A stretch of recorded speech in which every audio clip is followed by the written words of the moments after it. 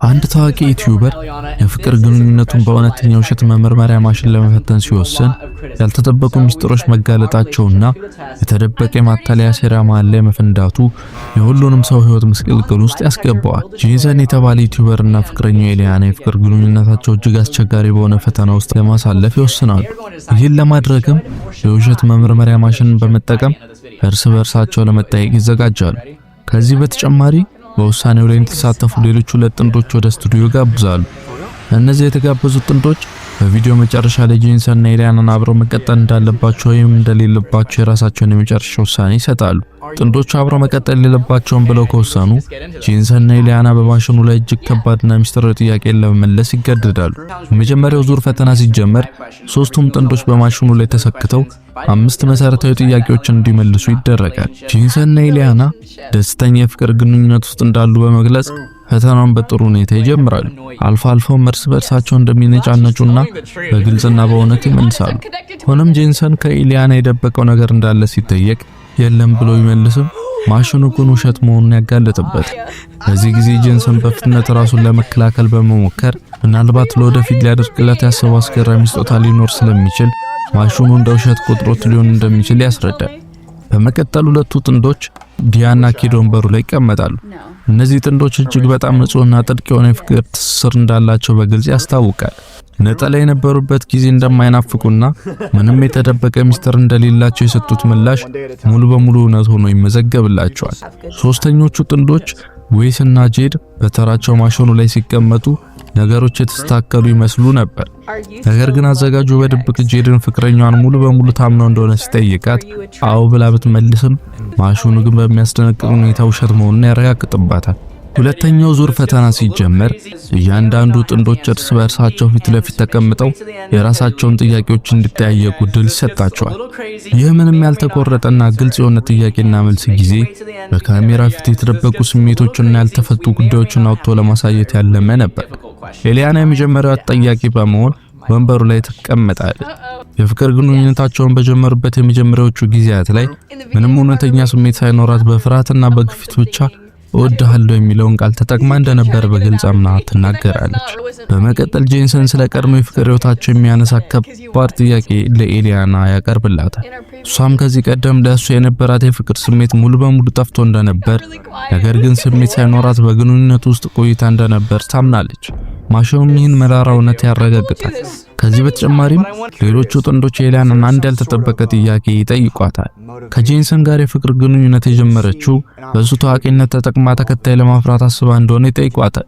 ይህን ሀሳባት ብቃ ትክዳለች። ማሽኑም ፍቅሯ እውነተኛ መሆኑን ይመሰክራል። ዲያና ኬድ በተራቸው ሲቀመጡ ስለ ወደፊት ህይወታቸው፣ ስለ እምነታቸውና ስለ ቤተሰብ ጉዳዮች እጅግ ጥልቅ የሆኑ ጥያቄዎችን ይለዋወጣሉ። የሚሰጧቸው ምላሾች ፍጹም እውነተኛ በመሆናቸው ማንም ሊነቅፋቸው የማይችል ምርጥ ጥንዶች መሆናቸው በድጋሚ ይረጋገጣል። በድንገት አዘጋጁ ጄሰን ካሜራውን ወደ ራሱ በማዞር ለተመልካቾች አንድ ትልቅና አስደንጋጭ ሚስጥር ይፋ ያደርጋል። ዌስ እና ጄድ የተባሉ ጥንዶች በእውነተኛ ህይወት ፍቅረኛሞች እንዳልሆኑና ዲያና ኬድ ላይ ትልቅ የማታለያ ፕራንክ ለመስራት የተቀጠሩ ተዋናያን መሆናቸውን ይናገራል። ጄሰን ይህን ያደረገበት ምክንያት ሲያስረዳ የዩቲዩብ ተከታታዮቹ ፕራንክ እንዲሰራ በተደጋጋሚ ሲጠይቁት ስለነበር ይህን የውሸትና መርዛማ የፍቅር ግንኙነት እንደፈጠረ ይገልጻል። የውሸት መመርመሪያ ማሽኑ የሚቆጣጠረው ጆን የተባለው ባለሙያ የዚህ ሚስጥራዊ ሴራ ዋነኛ ተባባሪ ነበር። ፕራንክ ወደ ዋናው ትዕይንት ሲገባ ዌስና ጄድ እርስ በርሳቸው መጠየቅ ይጀምራሉ።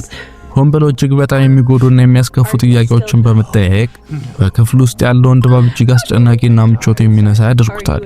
ዌስ በግልጽ ለጄድ ሲናገር እሷን ብሎ መኖሪያ ቦታው እንደማይቀይርና በትውልድ ከተማው ፍሎሪዳ ውስጥ ከሷ የተሻለ ቆንጆ ሴት በቀላሉ ማግኘት እንደሚችል በድፍረት ይነግራታል።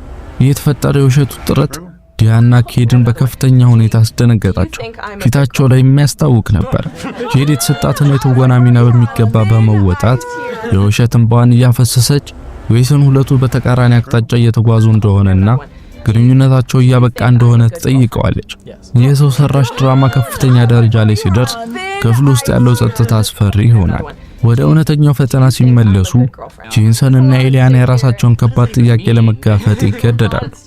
ኤሊያና በቀጥታ ጄሰንን በመመልከት በእሷ ተጠቅሞ ዩቲዩብ ቪዲዮዎችን ተመልካች ቁጥር ለመጨመር አስበው ያውቅ እንደሆነ ጠንከር ያለ ጥያቄ ታቀርብለታለች። ጄንሰንን አስቸጋሪ ጥያቄ በጥንቃቄ ለመመለስ ይሞክራል። ሁለቱ አብረው የሚሰሯቸው ቪዲዮዎች ሁልጊዜም ብዙ ተመልካች እንደሚያገኙ አምኖ እርስ በርስ እንደሚረዳዱ በግልጽ ምላሹን ይሰጣል። ማሹንም እውነቱን እንደተናገረ በማረጋገጥ ከትልቅ ጸብ ይድናል። የውጥረቱ መጠን ከፍተኛ ደረጃ ላይ ያደረሰው ኤሊያና ጄንሰንን ከሷ ውጭ ሌላ ሴት ጋር ግንኙነት አድርጎ እንደሚያውቅ በቀጥታ አስጠይቀው ነው። እሱም በከፍተኛ በራስ መተማመን እንደማያውቅ ይመልሳል።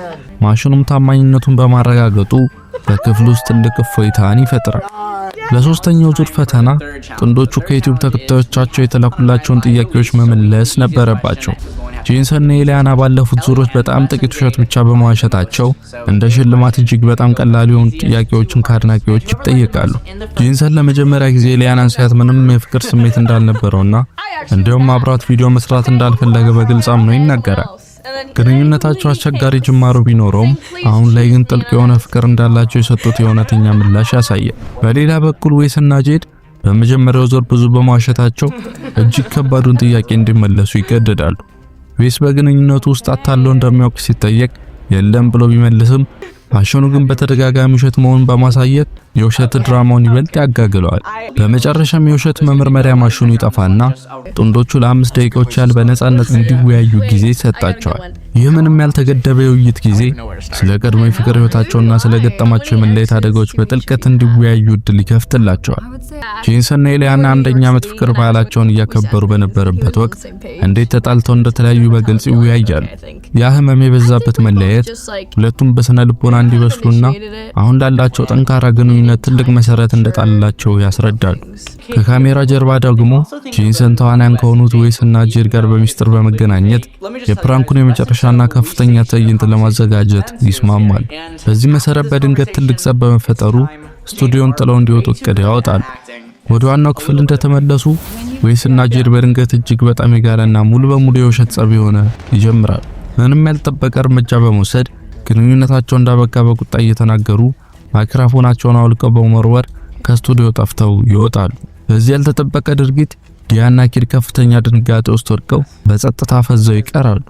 ጄንሰንም ወደ ክፍሉ በመግባት እጅግ የተደናገጠና ያዘነ በማስመሰል የቪዲዮ ቀረጻው ሙሉ በሙሉ እንደተበላሸ በማስመሰል አስደናቂ ትወናን ያሳያል። አንደኛው ጥንዶቹ ስቱዲዮን ጥለው በመውጣታቸው ጄንሰን ለዲያና ለኪድ የመጨረሻውን ውሳኔ ሙሉ በሙሉ በእነሱ እጅ ላይ እንደወደቀ ይነግራቸዋል።